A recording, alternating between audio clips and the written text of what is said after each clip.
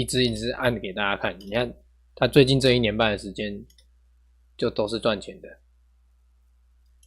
你拿到的策略就会都是这样子。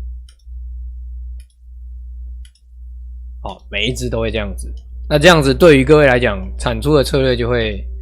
速度会比较快。那你可能会很好奇，刚刚这样子做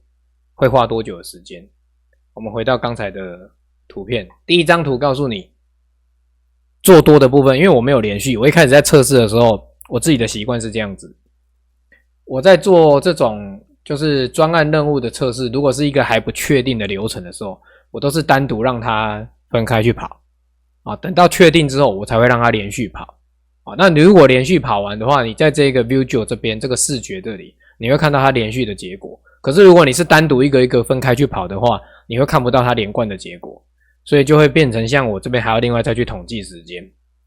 我在第一次去做只做多的开发的时候，我的开发策略花了3小时44分，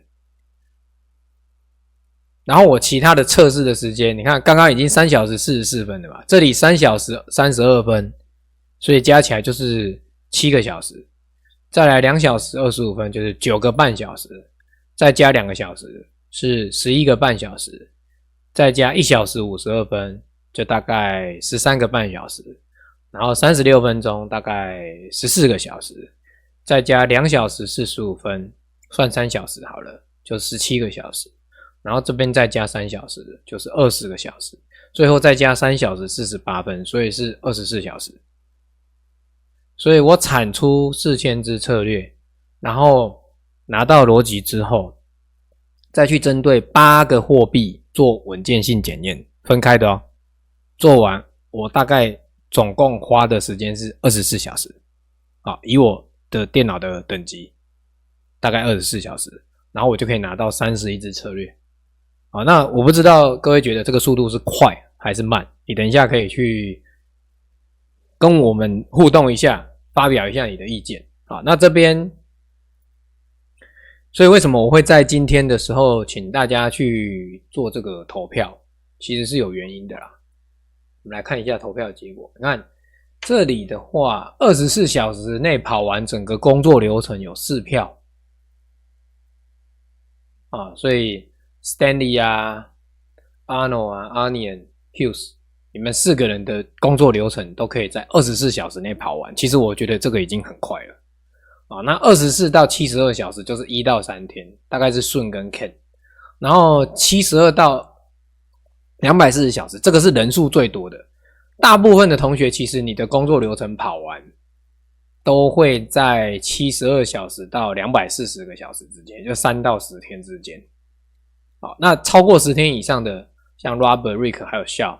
那这边你就是超过以上。可是这个东西其实它在统计的时候它还有一个盲点，就是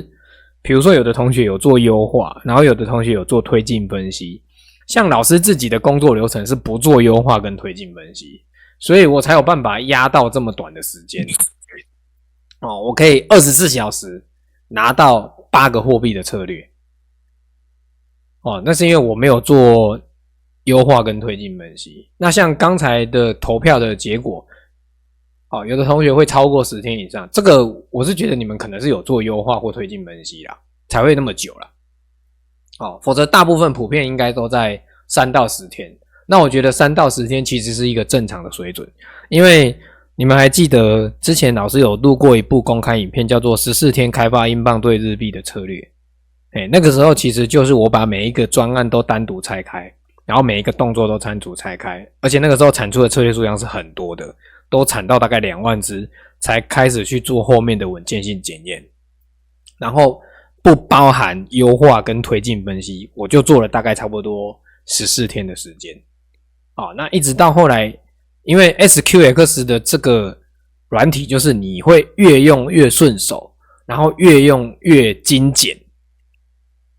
然后你就可以越早去把你的工作流程跑完。所以像现在我自己本身的产出的流程跟工作时间差不多啦，如果按照像之前给同学的这种个别策略的这种专案的话，也差不多在2到3天就会跑完一个商品。可是因为它会跑那么久，是因为我让它开发出来的策略数量比较多。那如果是像后来去尝试的这种，就是多商品挑逻辑的这种模式，坦白说我也有吓到，因为这个是2个礼拜前才完成的，居然可以在那么短的时间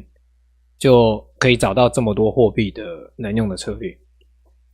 好，所以在这边就分享给大家，看看能不能激发大家一些在策略开发上的一个流程的思考模式。